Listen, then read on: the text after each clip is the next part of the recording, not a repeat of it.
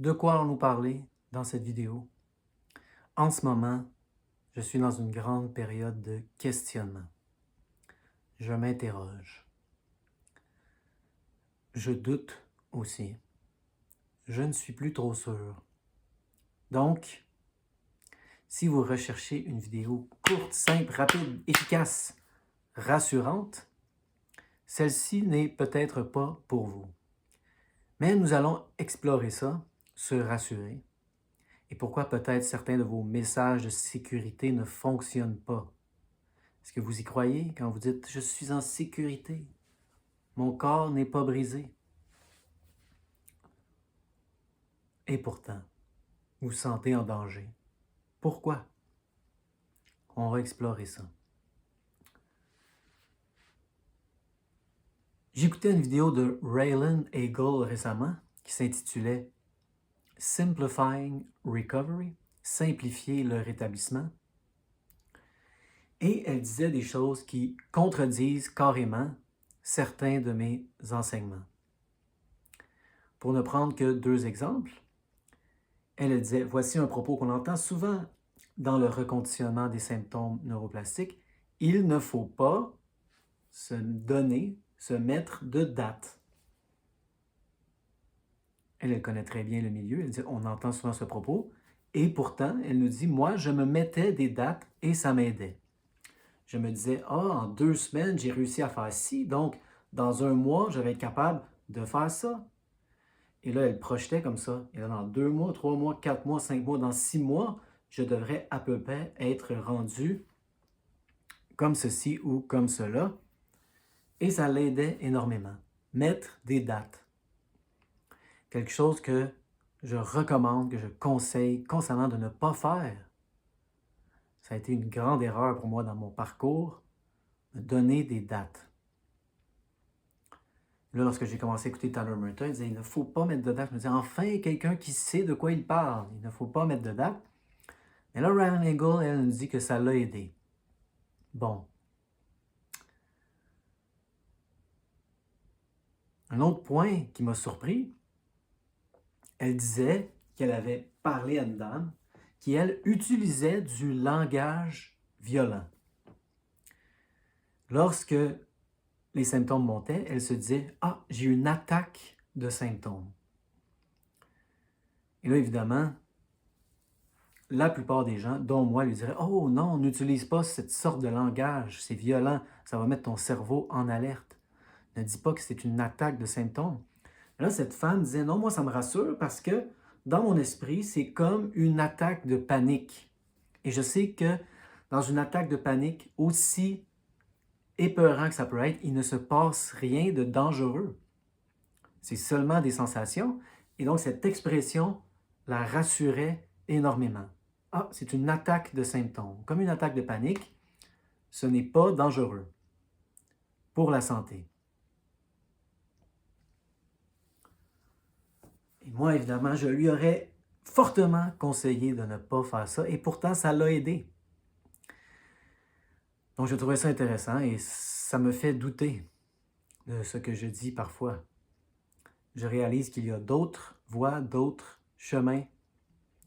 Ryan Eagle, c'est une des personnes, je trouve, qui a la meilleure vue d'ensemble de tout le processus.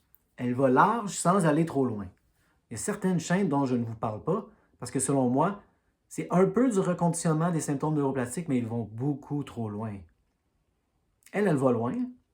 Elle explore plusieurs chemins, plusieurs voies, mais sans jamais s'étendre trop, où on pourrait se perdre. Et même, justement, cette vidéo s'appelait « Simplifier le rétablissement ».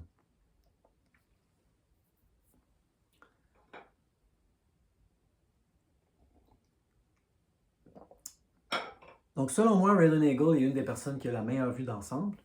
Et là, relativement récemment, elle a fait une interview avec quelqu'un et elle disait qu'elle a été complètement surprise par son propos. Elle disait même que son cerveau a explosé. Il y avait un graphique. Oh, mon cerveau a explosé tellement je suis surpris par ton propos. Et moi, j'ai été très surpris par sa surprise. Et mon cerveau a éclaté en constatant que son cerveau à elle avait éclaté. Quelqu'un qui connaît si bien le processus, elle était surprise par le message de cette personne qui se nommait Helen Ronka. Que nous disait Helen Ronka? C'est quelqu'un qui a eu des symptômes, qui a réussi à les éliminer et donc elle a sa propre expérience personnelle. Et ensuite, elle a commencé à aider des gens à éliminer les symptômes. Et certains réussissaient, mais certains étaient bloqués. Et au lieu de dire « Ah, tant pis pour eux », ils s'arrangeront eux-mêmes, elle s'est interrogée justement, elle s'est questionnée, elle s'est demandé pourquoi sont-ils bloqués. Et de plus en plus, elle a réalisé que dans beaucoup de cas, c'est à cause de la honte.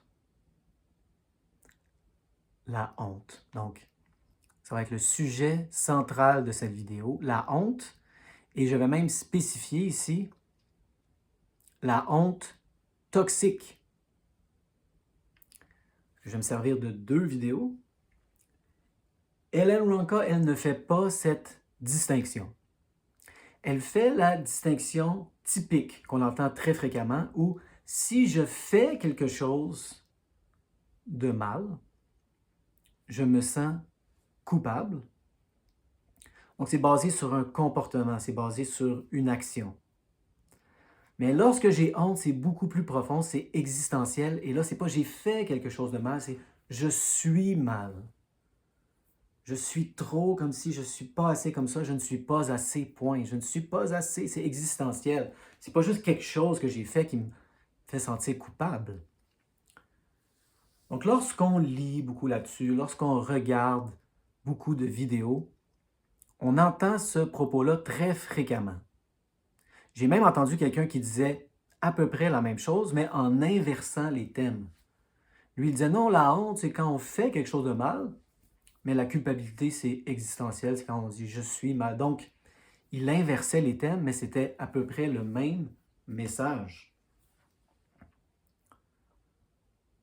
Et certains même vont vous dire des choses qui contredisent ça. Ils vont vous dire la honte, ce n'est pas une émotion, c'est une fausse croyance, une croyance limitante. Il y a plein de discours là-dessus. Moi, je vais vous parler de ceux qui correspondent à mon expérience.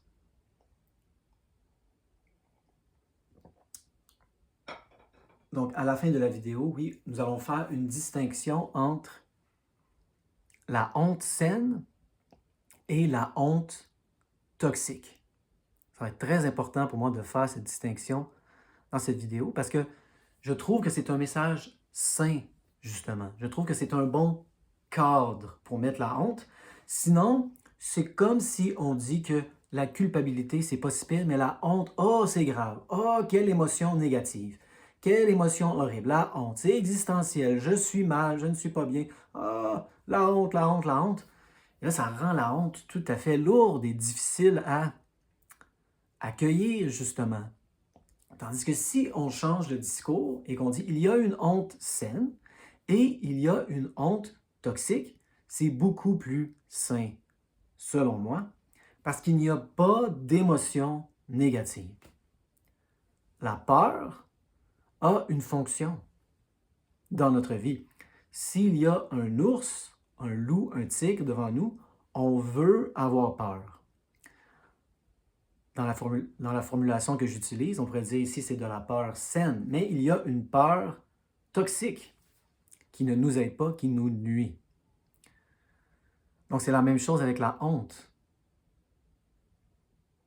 La honte peut être saine. Donc on va explorer ce concept pour commencer.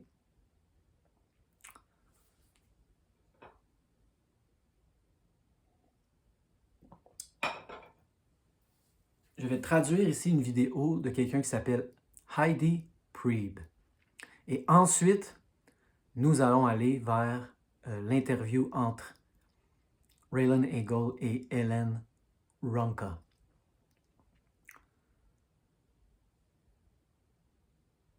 Dans la vidéo de Heidi Priest, elle nous dit que la honte saine est utile socialement.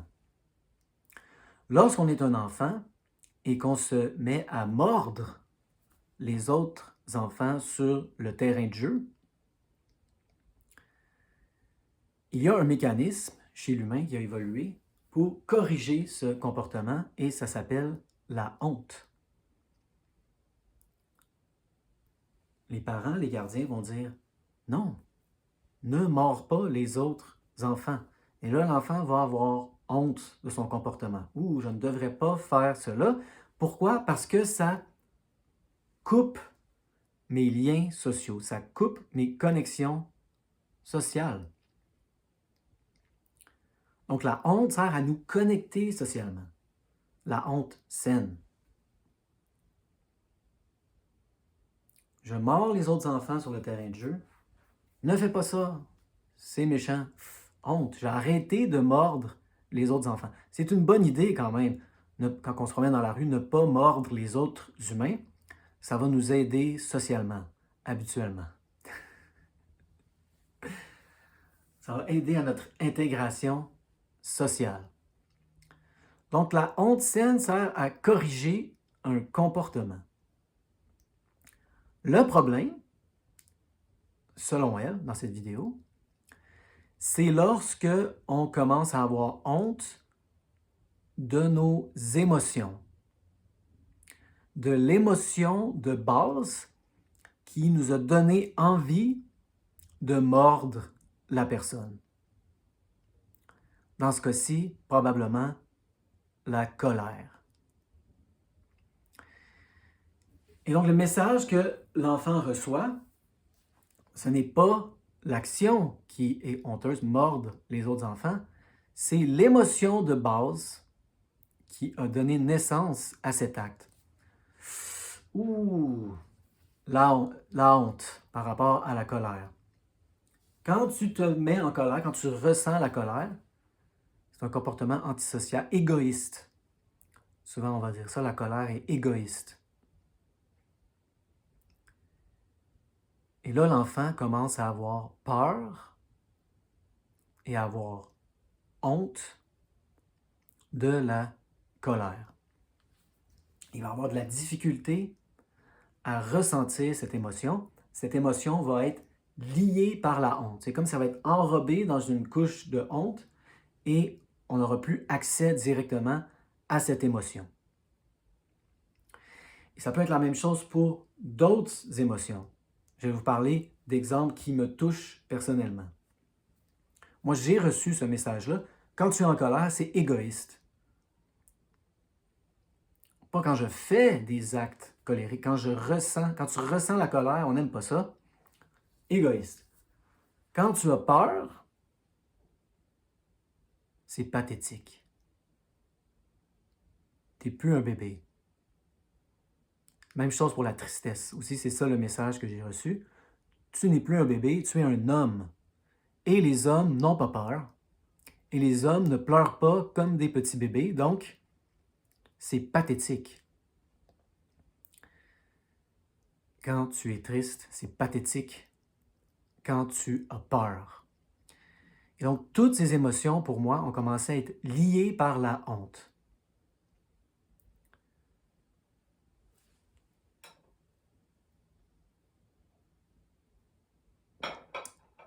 Maintenant, qu'est-ce qui se passe quand on reçoit le mauvais nom pour des émotions? On va avoir la mauvaise stratégie pour les réguler.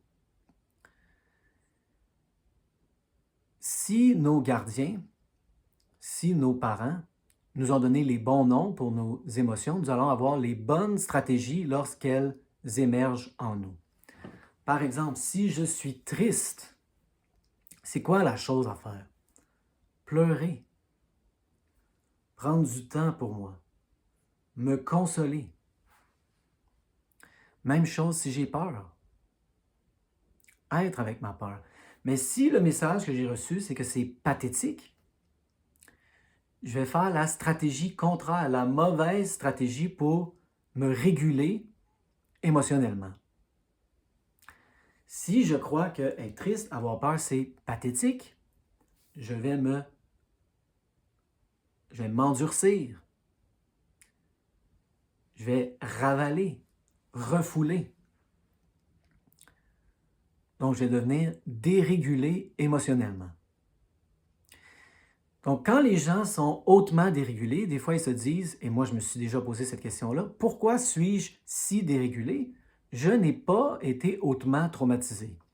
Au début du processus, j'avais une vision très naïve du traumatisme. Je n'ai pas été violé, je n'ai pas été à la guerre.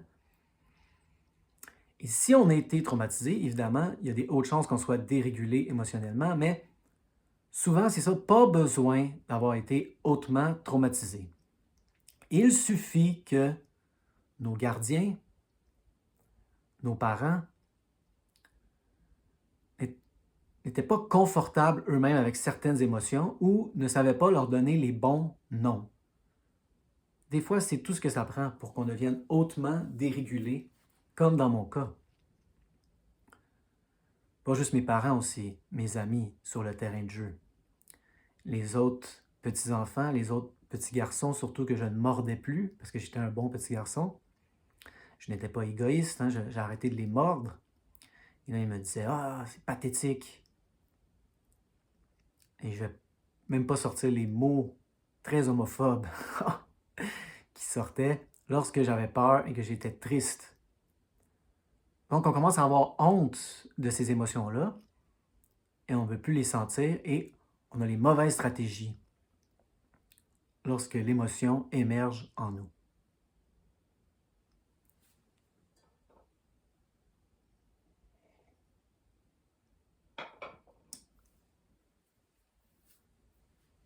Donc, qu'est-ce qui va se passer à ce moment-là?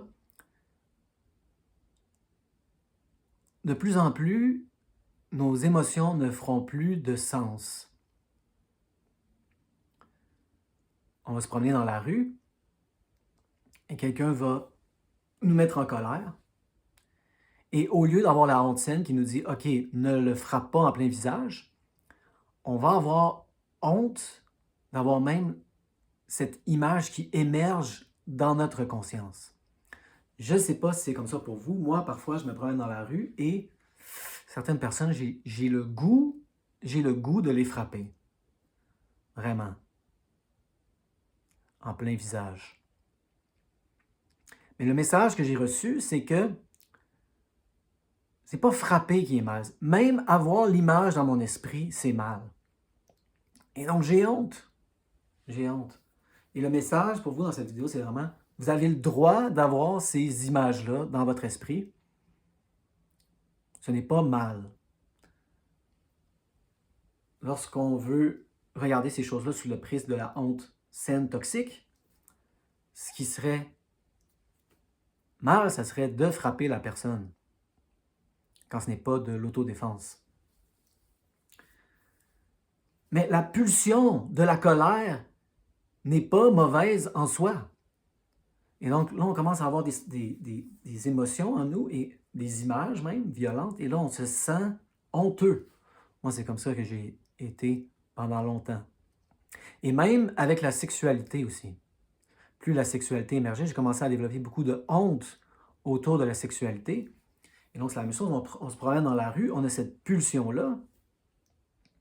Et juste la pulsion, pour moi, juste l'émotion, si on va appeler ça comme ça, cet élan est devenu honteux. Donc, la honte, c'est comme n'importe quelle émotion. Hein? On peut l'accueillir, on peut être avec elle en petite dose, mais si on est toujours dans la honte, ça, c'est très difficile à maintenir pour le système. Imaginez, là, vous rencontrez quelqu'un de fatigant, au lieu de sentir de la colère, honte. Vous avez peur, honte. Vous êtes triste, honte. Ou quelqu'un d'attirant dans la rue, honte. Honte, honte, honte, honte, honte, honte, honte, honte, honte, honte, honte. Très épuisant.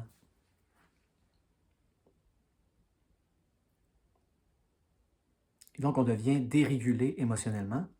Et on n'a plus accès à ces émotions-là qui nous aident. C'est des guides, nos émotions. Lorsqu'on est en colère envers quelqu'un,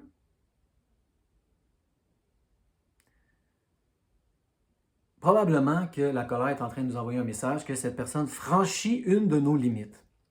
Et là, si on s'est fait dire que la colère, c'est égoïste, au lieu d'avoir le bon réflexe et là d'imposer sa limite, on va faire le contraire. La personne dit, fait quelque chose, la colère monte, on est censé mettre notre limite. Non, j'ai appris que c'est égoïste la colère.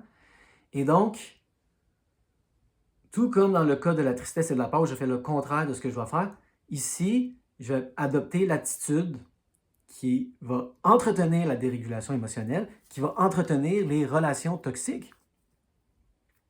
Oh mon Dieu, je sens la colère, c'est égoïste. Je baisse ma limite, je fais ce que la personne veut que je fasse. As-tu le goût de faire ceci? As-tu le goût de faire cela? J'ai un non qui émerge en moi. Non, non, non. Ah, je suis en train d'être égoïste. Oui, oui, oui, oui, je suis un bon garçon, je suis une bonne fille, je ne me mets pas en colère. Je ne suis pas triste et pathétique, je n'ai pas peur. Dérégulation émotionnelle. Donc la colère nous indique quelque chose, la tristesse nous indique quelque chose, la peur nous indique quelque chose, mais là on ne les ressent plus parce que c'est enrobé dans une couche de honte, c'est honteux. Et donc, notre vie ne fait plus de sens, on ne sait plus trop pourquoi, comment on se sent. Est-ce que vous pouvez raisonner avec ça? Vos émotions font plus de sens pour vous, vous ne savez plus trop ce qui se passe, tout est dérégulé. Vous surréagissez, vous sous-réagissez, ah, on ne sait pas trop ce qui se passe. Vous êtes dérégulé.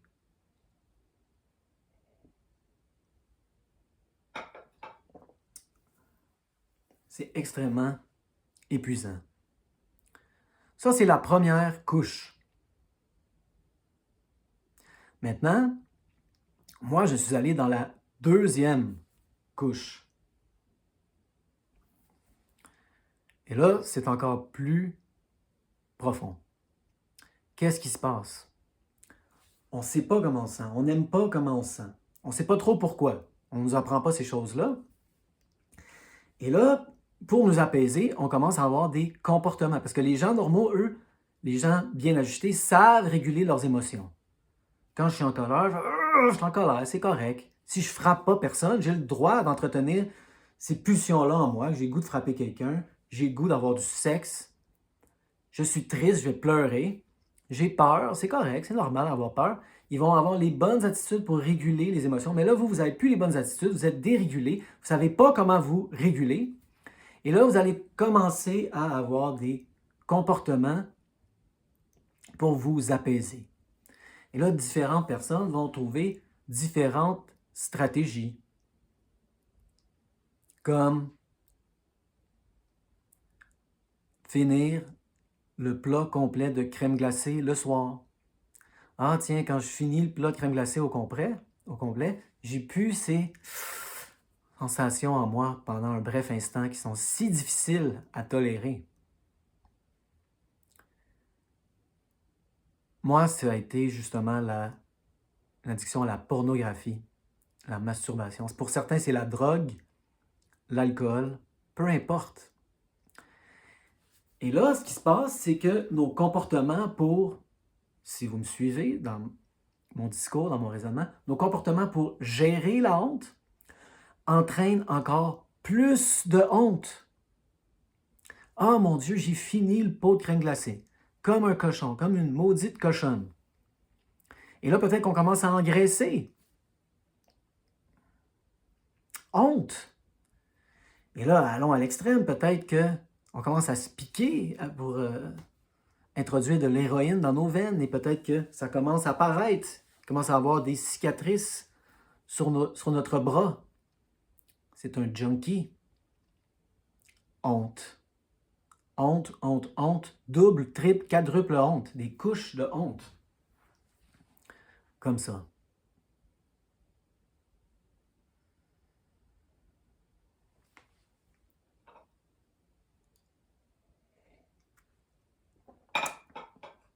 Et donc moi, c'est ça qui m'est arrivé. J'ai commencé à avoir des comportements pour m'apaiser qui sont devenus des addictions. Je ne savais pas que c'était à cause de la honte. Et ça causait encore plus de honte. Et les symptômes, c'était ça aussi dans un sens. Pour moi, les symptômes étaient des symptômes au même type que les autres symptômes, comme l'addiction. Et là, j'ai commencé à avoir honte de mes symptômes. Avez-vous honte de vos symptômes? Probablement. Jusqu'à maintenant, je n'ai pas encore rencontré une personne qui disait « Non, moi, je suis très fier de mes symptômes. Je suis vraiment fier. Je le crie sur tous les toits. » Et là, il y en a qui parlent beaucoup de leurs symptômes. Ça, c'est quelque chose d'autre. On ne va pas explorer ça dans cette vidéo. Je dirais que la plupart des gens ont honte de leurs symptômes. Moi, j'avais extrêmement honte.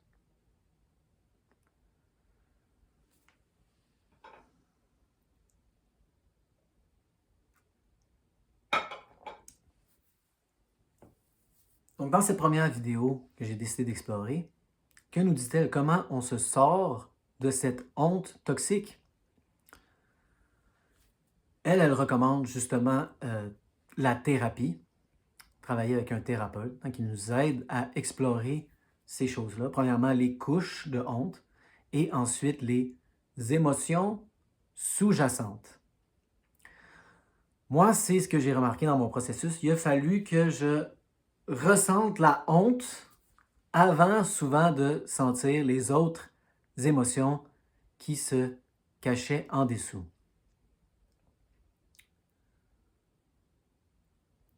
Et là, de plus en plus, lorsqu'on arrive aux émotions qui sont en dessous, on va développer les bonnes stratégies qu'on n'a pas eues initialement pour réguler nos émotions. Lorsqu'on est triste, au lieu de se dire c'est pathétique et de s'endurcir et de ravaler et de refouler, on va pleurer, on va se consoler.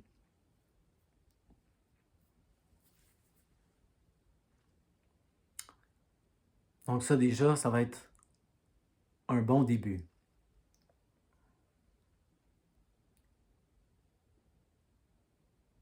Travailler avec un thérapeute, c'est sûr que ça aide. La honte, c'est quelque chose de relationnel. Donc c'est difficile de, si on veut utiliser cette expression-là, guérir de la honte tout seul dans son coin. Ça va prendre des relations sécures pour guérir de la honte. Moi, ça, je l'ai fait avec des thérapeutes. J'ai vidé mon sac. J'ai dit les choses dans ma vie qui me faisaient le plus honte. Et là, le fait d'être dans une relation sécure devant quelqu'un qui ne me jugeait pas, ça m'a permis d'être de plus en plus avec la honte. De la tolérer somatiquement. Ça, on va explorer ça beaucoup dans la deuxième section. D'être avec la honte somatiquement. Là, j'ai commencé aussi à aller dans des groupes. Parfois, je disais des choses. Et c'est dans des relations. Aussi dans mes relations personnelles. Je commençais à être plus honnête, plus vulnérable. La honte montait. Et j'apprenais à la tolérer. Et là, j'ai découvert, oh, wow, toutes sortes d'émotions sous la honte. Sous la honte. Donc, dans le reconditionnement des symptômes neuroplastiques, le monde TMS, souvent, il y en a qui vont mettre l'emphase sur cette émotion-ci, l'autre émotion. Et là, comme vous savez, Sarno lui a dit, c'est la rage, c'est la rage.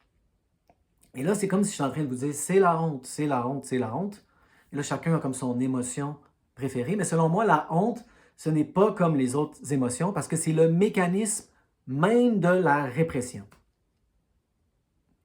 C'est ça le problème, nous dit Sarno. On réprime notre rage. Mais pourquoi on réprime notre rage? Parce qu'on en a honte, parce qu'on s'est fait dire que c'est honteux avoir de la rage. C'est pas bien, t'es pas un bon petit garçon. Donc pour moi, c'est vraiment l'émotion principale qui entretient les symptômes. La honte, c'est l'émotion principale, le mécanisme principal de la répression. La honte.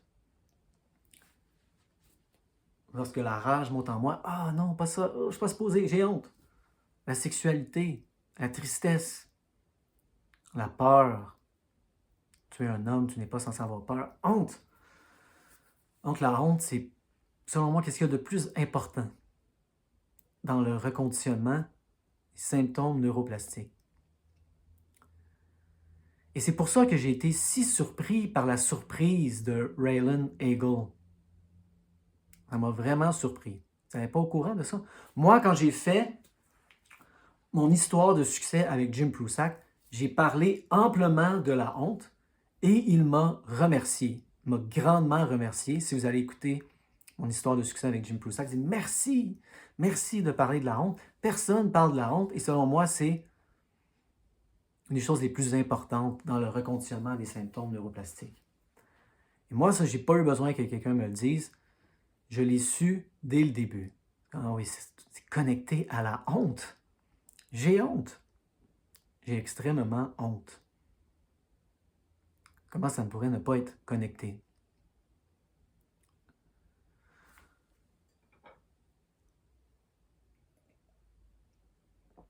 Donc, on a fait un peu le tour de la vidéo de Heidi Priebe. Elle se basait sur certains livres. Je vais les inclure dans les notes de description. Mais maintenant, on peut pivoter justement vers l'interview entre Raylan Eagle et Ellen Ronca. Comme je l'ai déjà exploré, la peur est utile dans notre vie lorsqu'il y a un ours, un tigre, un loup devant nous. C'est bien d'avoir peur. C'est très sain. On est en danger, on se sent en danger. Mais avez-vous déjà réfléchi à ceci? Vous êtes-vous déjà posé cette question? Pourquoi je me sens en danger tout seul dans mon salon? Il n'y a pas de loup, il n'y a pas d'ours, il n'y a pas de tigre. C'est la fin de semaine, je ne verrai pas mon patron avant quelques jours. Pourquoi je ne me sens pas en sécurité tout seul dans mon salon? C'est ça la question centrale de 32 minutes, oui, la deuxième moitié de cette vidéo. Et c'est un peu ça la question centrale de tout le reconditionnement de la douleur. Lorsque vous acceptez la prémisse que votre corps n'est pas brisé, ça prend du temps. Vous dites non, de plus en plus, je réalise que mon corps n'est pas brisé. Et donc, je me dis toujours, je suis en sécurité, mais je ne me sens pas en sécurité. Pourquoi? Parce que pour l'humain, la sécurité, ça va beaucoup plus loin que la sécurité physique. Il y a aussi la sécurité émotionnelle, mais qui même dans notre cas est cruciale pour la sécurité physique. Si vous étiez un animal solitaire dans les bois,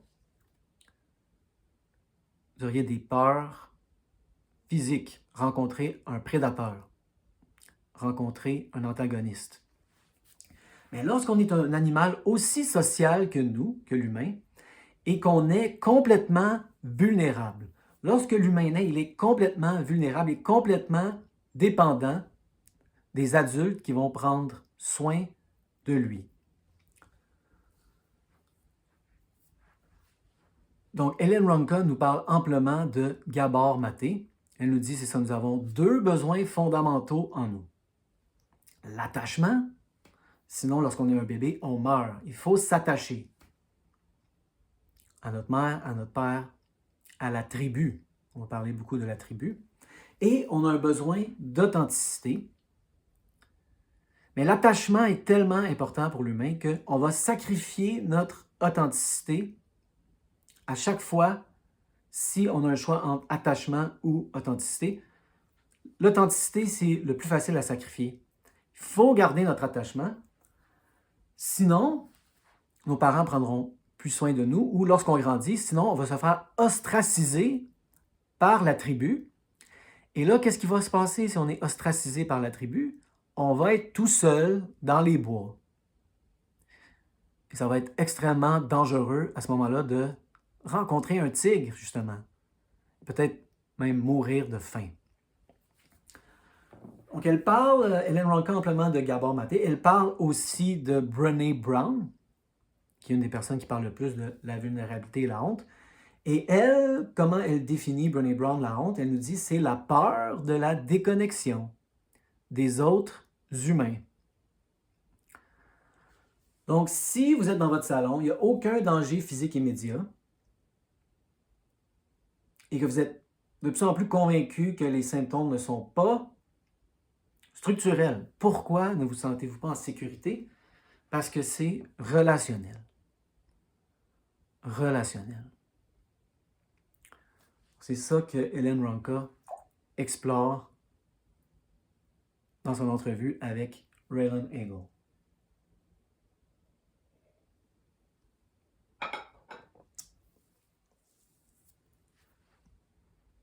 Concrètement, est-ce qu'elle a des solutions pour nous? Oh que oui. Oh que oui, beaucoup de solutions.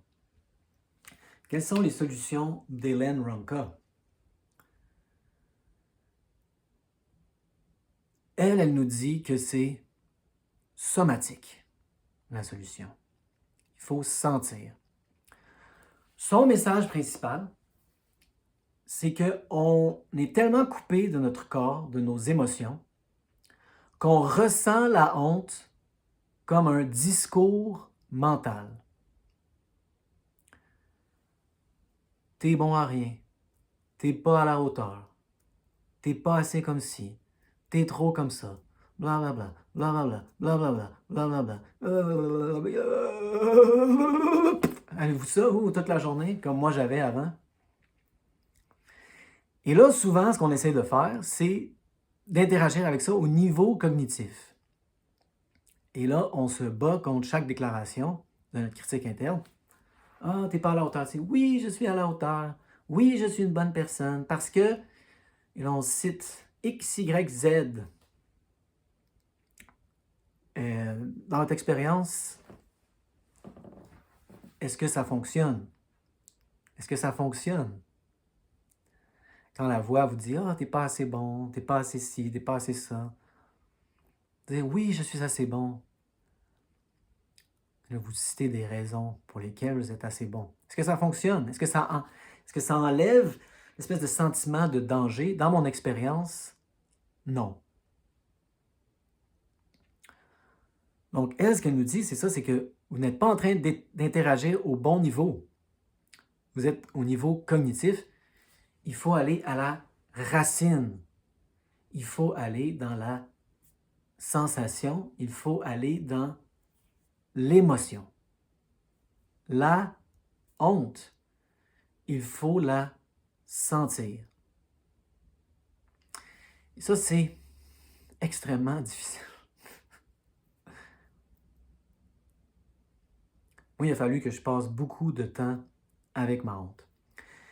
Donc, elle a rencontré beaucoup de gens qui étaient bloqués dans le processus. Elle leur faisait faire des repérages somatiques avec les symptômes. Ça ne fonctionnait pas. Et là, elle a réalisé, non, c'est ça. Il faut que je leur fasse faire du reconditionnement de la douleur, des symptômes, avec la honte. Il faut faire un reconditionnement de la honte. Donc, si lorsque vous allez marcher, vous allez courir, vous avez mal, qu'est-ce qu'on va dire dans le reconditionnement de la douleur, par exemple? On va dire, allez courir. Et on va dire, oh, mais non, mais ça fait mal. Va courir quand même. Expose-toi graduellement. Et là, enseigne à ton cerveau que cette sensation-là, on va prendre le genou, par exemple, n'est pas dangereuse. C'est pas dangereux. Et là, selon elle, ce qu'il faut faire, c'est la même chose avec la honte. Dire, ah oui, mais quand je fais ceci, j'ai honte. C'est pas grave. Sans la honte. Oh, mais quand je sens ma colère, honte. Quand je sens ma tristesse, ma peur, honte. C'est pas grave. Reste avec. Comme avec le mal de genou. Faites des repérages somatiques avec la honte. Moi, j'en ai fait énormément. Je dirais que c'était mon repérage somatique principal. Repérage somatique pour la honte.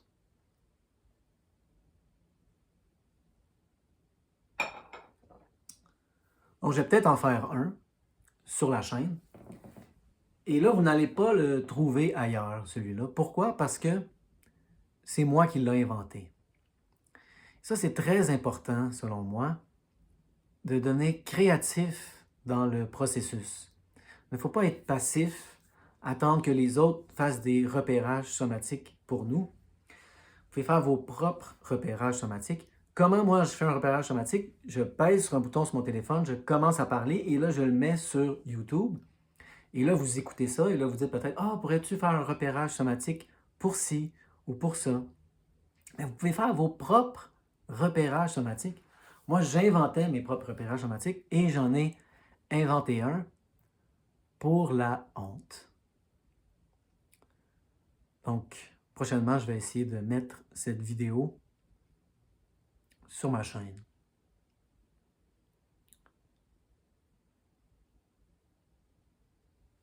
Je m'imaginais dans une salle de cinéma où il y avait tous les gens que j'ai connus dans ma vie. Ils étaient tous là. Et là, les lumières se fermaient. Le projecteur s'activait. Et là, sur l'écran, il y avait toutes les scènes de ma vie dont j'avais le plus honte. Et là, tout le monde voit ça. Il y en a qui rient, ils essaient de se retenir un peu. Il y en a, ouf! Ils se cachent le visage dans les mains. Ils ont l'air d'avoir honte pour moi. Et là, même, il y a toute l'espèce de discours mental que j'ai eu dans ma vie, qu'on entend comme bande sonore. Toutes les fois que, lorsque je parlais à quelqu'un, je me disais « Ah, mais quel con! » Et là, cette personne-là entend ça. « Ah, j'ai honte! Ah, j'ai honte! » Et là, je restais avec la sensation. Je restais avec la sensation. Et je la sentais et j'enseignais à mon cerveau, ce n'est pas dangereux, la honte. C'est juste une sensation. Mais ça, c'est un peu la honte individuelle, au sens où ce n'est pas la honte liée, la honte qui enrobe, qui réprime les autres émotions.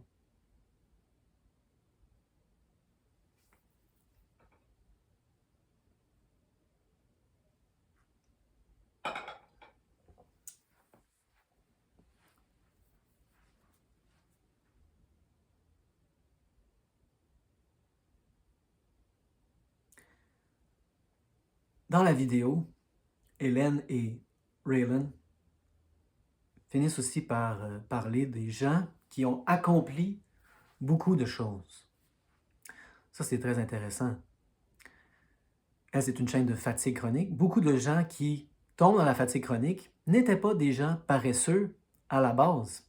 Et ça, c'est un jugement qui peut nous donner honte, justement. Est-ce que la paresse, c'est quelque chose dont on devrait être honteux ou est-ce que la procrastination, par exemple, n'est pas un mécanisme de protection? Allez dans ces réflexions-là. Et là, sentez la honte. Mais elle, ce qu'elle nous disait, que beaucoup de gens qui ont honte, justement, qui surcompensent. Ils deviennent les dirigeants d'une compagnie. Ils gagnent des médailles d'or. Ils gagnent des prix. Ils essaient d'accomplir des choses. Et là, elle nous parlait d'une championne de surf. C'était la championne du monde, justement. Et lorsqu'elle se faisait interviewer, elle disait, non, mais tu dois être très confiante. Tu dois être fière de toi. Elle disait, ah non, moi, je doute constamment de moi-même. Ah, le doute. Intéressant, on a commencé avec ça. Je ne suis pas sûr de moi du tout. Je doute. Et là, les deux femmes, elles exploraient dans cette interview à quel point, justement, tout ça peut être les accomplissements, ça peut être une surcompensation pour la honte. Si vous sentez que vous devez accomplir des choses incroyables pour ne pas vous sentir mal, ne cherchez pas très loin, ça c'est la honte. Vous sentez que vous devez accomplir des choses pour être apprécié, vous avez honte. Vous sentez que vous n'êtes pas assez.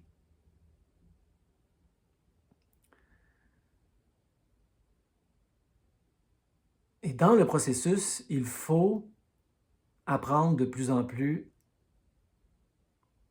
à sentir qu'on est assez. Et ce n'est pas assez, justement, de se le dire. Il faut le sentir. Lorsqu'il y a une voix dans notre tête qui dit « Tu n'es pas assez », dis « Oui, je suis assez.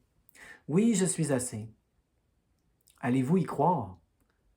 Si vous n'avez pas encore cette sensation dans votre corps, si vous n'êtes pas capable d'être avec la honte, et elle nous dit, vous n'avez pas les réseaux neuronaux pour soutenir l'autocompassion, l'amour de soi. Vous ne les avez pas. Il faut reconditionner le cerveau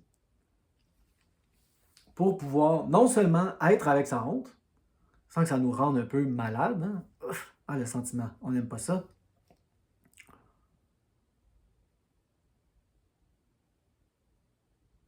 Mais développer les réseaux neuronaux pour l'autocompassion, l'amour de soi, à un niveau somatique. Et là, lorsque une voix dans votre esprit va dire « Je suis assez », vous allez le croire. Non pas intellectuellement, d'une façon cérébrale, d'une façon somatique, dans votre corps. Avec une sensation « Ah oui, je suis assez. Je suis assez. »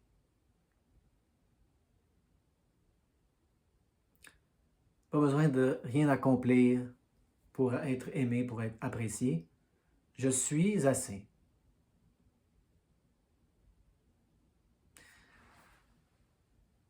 Dites-le et puis regardez quelle sorte de sensation émerge quand vous dites ça, je suis assez.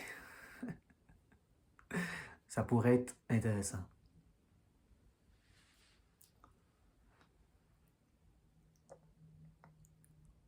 Bon, j'espère que cette vidéo a été utile. En ce moment, je doute un peu. Je me questionne. Et donc, j'ai décidé de traduire les propos de 2 vidéos. L'interview entre Raylan Nagel et Helen Ronka est tout à fait inécoutable dans la traduction de l'intelligence artificielle. C'est une conversation, donc l'intelligence artificielle n'est pas capable de suivre. Mais la vidéo de Heidi Priebe sur la honte toxique et la dérégulation émotionnelle, on peut la suivre avec la traduction de l'IA. C'est pas ce qu'il y a mieux, mais c'est potable, c'est écoutable. Moi, c'est une vidéo que je considère très importante. J'ai cherché pendant longtemps la meilleure vidéo sur la honte, selon moi, que j'ai pu trouver sur YouTube, et c'était celle-là. La vidéo de Heidi Priebe sur la honte toxique et la dérégulation émotionnelle. Parce que ça recadre la conversation, justement. Et moi, c'est le sentiment que j'ai eu en écoutant l'interview entre Helen Ronka et Raylan Nagel. C'est qu'elle tombait dans ce piège où la honte est toujours négative. Lorsqu'elle est dans notre corps, il faut apprendre à être avec, comme avec une douleur dans le genou, comme avec une douleur dans le coude, mais la honte, hein, quelle émotion négative. C'est une émotion horrible. On peut apprendre à notre cerveau qu'elle n'est pas dangereuse. C'est seulement désagréable. Mais c'est une émotion négative. Tandis que la deuxième vidéo de Heidi Priebe, elle recadre la conversation pour nous montrer qu'il n'y a pas d'émotion négative. La honte a une fonction sociale. Il y a une honte saine. Dès que la honte a comme fonction de corriger un comportement, ça peut avoir sa place. Ça nous empêche de faire des gestes déplacés, justement, qui vont nous déconnecter des autres. Tout est à propos de la connexion. La connexion aux autres, la connexion à la tribu. Donc, si j'ai honte de mordre les autres, ça va m'aider à rester connecté. Mais si j'ai honte de la pulsion elle-même, somatique, des images qui émergent dans mon esprit, je vais commencer à être dérégulé émotionnellement. et ça va me couper des autres. Donc, c'est pour ça que la honte, à ce moment-là, n'opère plus sa fonction et devient totalement dysfonctionnelle et nous coupe des autres. Et là, ça peut aller jusqu'à justement avoir des comportements addictifs qui nous donnent encore plus honte, qui nous coupent encore plus de la tribu.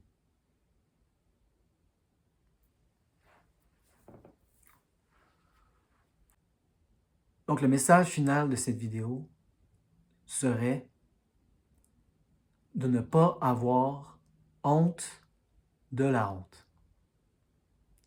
Ça, elles en parlent fréquemment. Il faut toujours doubler le mot. Moi, j'avais une espèce de fantasme. Un jour, je n'aurai plus peur.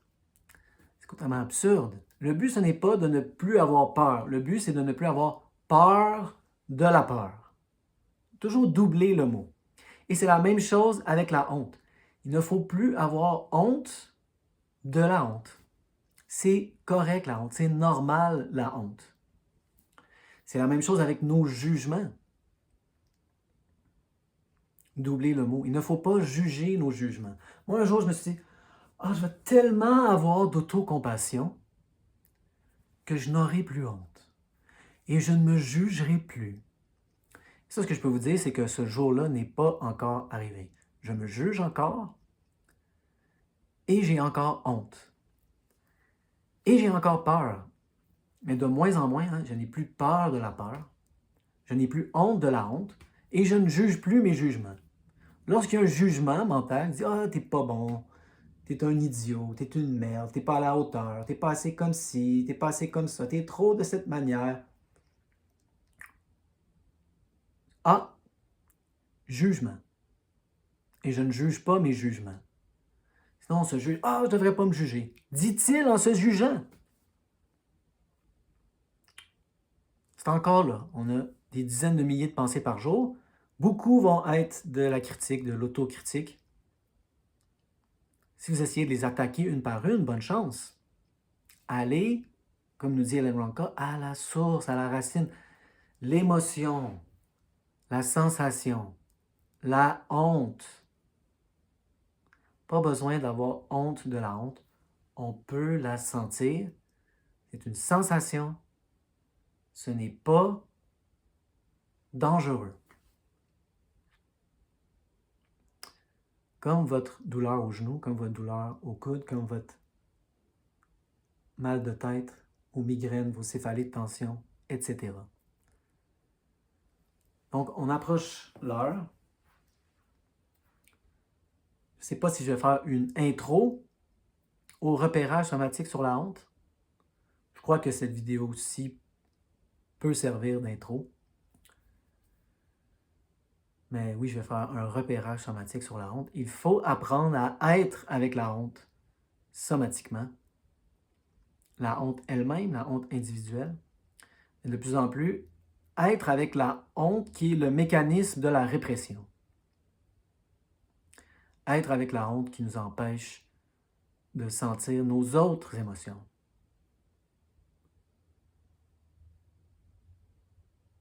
Les émotions jugées négatives, d'habitude, colère, tristesse, peur, mais même les émotions positives.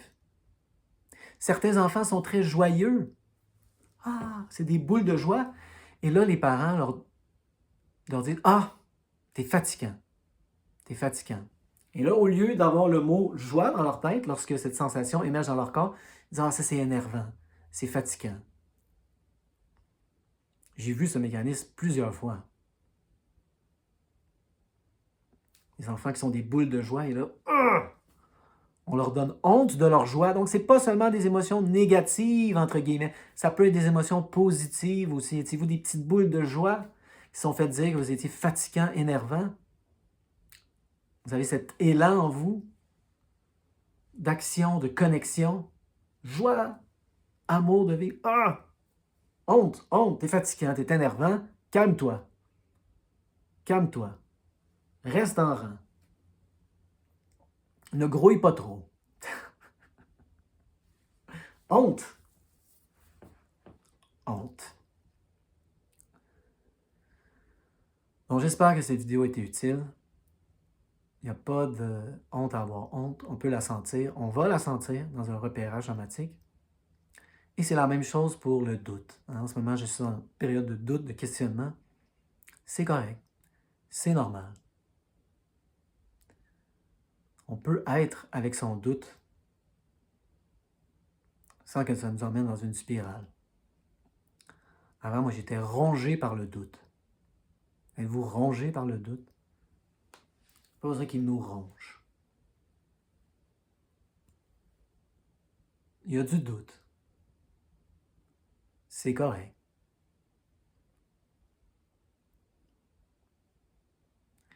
Et là, lorsque vous allez sentir, je vais finir avec ça pour le repérage somatique, lorsque vous allez sentir la honte, il y a peut-être quelque chose en vous qui va résister. Et là, doubler le mot, c'est correct de résister. Il ne faut pas résister à la résistance. Le problème, c'est quand on double le mot, et c'est là que c'est ça qui nous entraîne dans la spirale. Il va y avoir de la résistance à sentir la honte. On sent la honte. Oh, il y a la résistance. On sent la résistance sans résister à la résistance.